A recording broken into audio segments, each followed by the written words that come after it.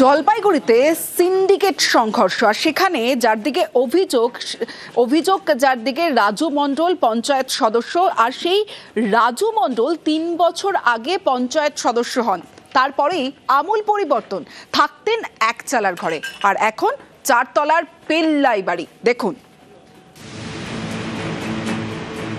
টিনের চাল, ইটের দেওয়াল, ছোট্ট একটা বাড়ি। এই বাড়ির মালিক রাজু মণ্ডল।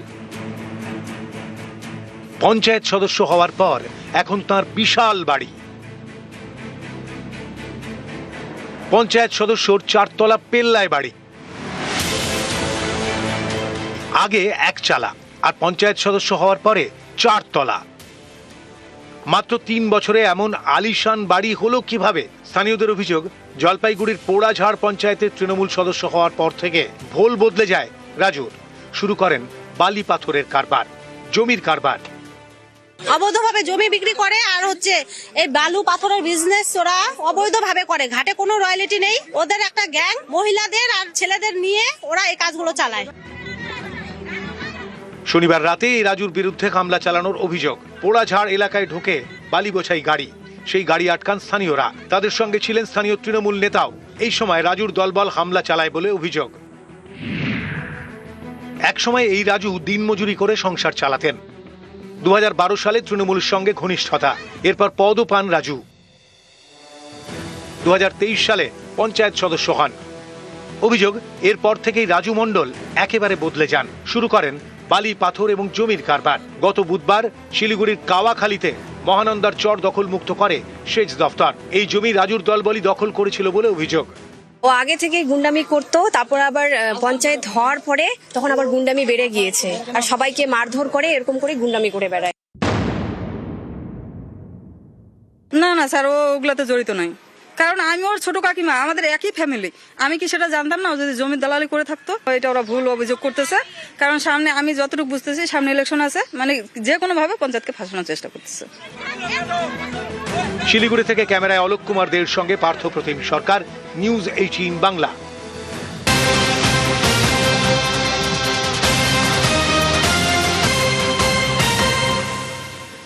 জঙ্গিপুরের এসডিওর ভূমিকায় ক্ষুব্ধ হাইকোর্ট। 27 জানুয়ারি সশরীরে এসডিওকে হাজিরার নির্দেশ দিয়েছে বিচারপতি রাজা বাসু চৌধুরী। সরাসরি চলে যাব, আমার সঙ্গে অর্ণব হাজরা রয়েছে। অর্ণবের থেকেই বিস্তারিত জানবো, ঠিক কি নির্দেশ হাইকোর্টের?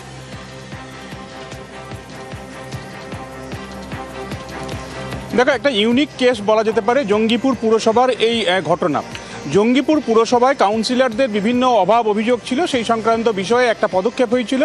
যে পদক্ষেপে ওই পুরসভার বোর্ডের যারা কাউন্সিলর ছিলেন তাদের ক্ষমতা খর্ব করে প্রশাসক নিয়োগ হয়, এসডিও দায়িত্ব পান।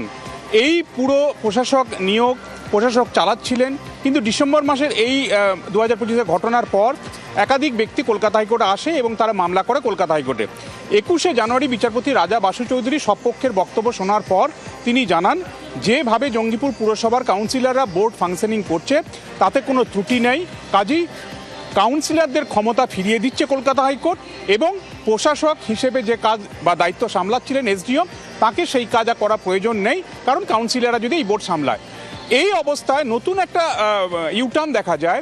কিন্তু এই নির্দেশ যখন কমিউনিকেট করা হয় প্রশাসক জঙ্গিপুর পুরসভার এসডিও জঙ্গিপুরকে, তিনি সেই নির্দেশকে কার্যত থোড়াই কেয়ার করে এখনও পর্যন্ত হাইকোর্টের নির্দেশ, তার উপরে ডিভিশন বেঞ্চের কোনো নির্দেশ না থাকা সত্ত্বেও তিনি এখনও পর্যন্ত প্রশাসক হিসেবেই পুরো বোর্ডকে চালিয়ে নিয়ে যাচ্ছেন জঙ্গিপুর পুরসভা, যেটা একেবারে কলকাতা হাইকোর্টের আইনকে বা তার নির্দেশকে অবজ্ঞা করে, অবমাননা করে।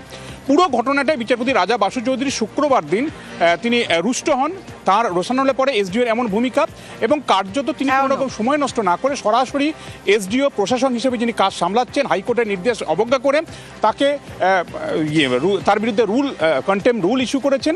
27 ফেব্রুয়ারি তাকে সশরীরে এজলাসে হাজির হয়ে আদালতকে ব্যাখ্যা করতে হবে যে আদালতের নির্দেশকে অমান্য করে কিভাবে একজন প্রশাসনিক কর্তা হিসেবে বা একজন আমলা এসডিও যিনি প্রশাসক হিসেবে এই কাজ করে যাচ্ছেন। এবং 27 ফেব্রুয়ারি এই মামলা পরবর্তী শুনানি।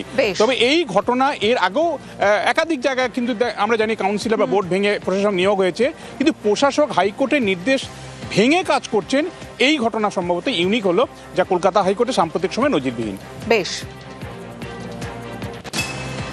21শে জানুয়ারি 2026-এ জাস্টিস রাজা বসু চৌধুরী যে অর্ডার দিয়েছিলেন যে প্রশাসক যে অ্যাপয়েন্ট করা হয়েছে সেটা ভুল এবং যে বোর্ড অফ কাউন্সিলর তাদেরকেই ক্ষমতা ফিরিয়ে দেওয়া হয়, কিন্তু এই অর্ডারের পরেও প্রশাসক যিনি এসডিও উনি ক্ষমতা হস্তান্তর করেন কোর্টের অর্ডারকে অমান্য করে। সেই নিরিখে আমরা একটি কন্টেম্পট ফাইল করি। বিচারপতি সেই এসডিওর বিরুদ্ধে কন্টেম্পট রুল জারি করেছে এবং ওনাকে আগামী 27শে ফেব্রুয়ারি পার্সোনালি কোর্টে হাজির থাকতে হবে। কোর্টকে স্যাটিসফাই করতে হবে যে কেন ওনার বিরুদ্ধে আইনানুগ ব্যবস্থা নেওয়া হবে না বা ওনাকে কেন জেলে পাঠানো হবে না ইচ্ছাকৃত হাইকোর্টের অর্ডারকে অমান্য করার জন্য। পরীক্ষার মৌসুম, মাধ্যমিক শেষ হয়েছে, চলছে উচ্চ মাধ্যমিক পরীক্ষার এরকমই সময়ে অভিযোগ কুলতলির প্রায় 10টি গ্রামে যখন তখন কারেন্ট চলে যায় এবং যখন কারেন্ট থাকে তখনও লো ভোল্টেজ। দেখুন।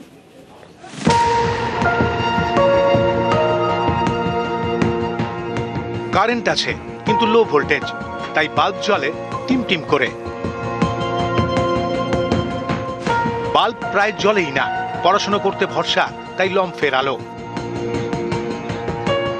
অভিযোগ বেশিরভাগ সময় কারেন্টই থাকে না, যখন থাকে তখন এতই লো ভোল্টেজ যে ঠিকমতো বাল্বও জ্বলে না। সন্ধে হলে তাই লম্ফের আলোয় পড়াশোনা। এই দুর্ভোগের ছবি দক্ষিণ 24 পরগনার কুলতলির প্রায় 10টি গ্রামে। পরীক্ষার মরশুম চলছে, তার মধ্যে কারেন্ট নিয়ে এই ভোগান্তি।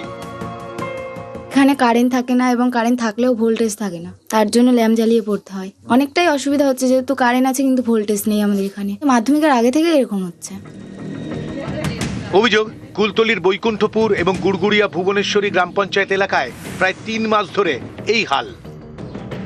কারেন্টের প্রচুর সমস্যা, সারাদিন তো এমনি লোডশেডিং, তারপরে আবার লো ভোল্টেজ। এখন পরীক্ষার সময় ছেলে মেয়েরা পড়তে পারছে না, ল্যাম্প জ্বালিয়ে পড়তে হচ্ছে। এরকম 2 মাস 2.5 মাস হয়ে গেছে। ইলেকট্রিক অফিসকে জানাননি? জানিয়েছি বহুবার, উত্তর হ্যাঁ আমরা করে দেবো, কিন্তু তারা কেউ আসে না এখানে।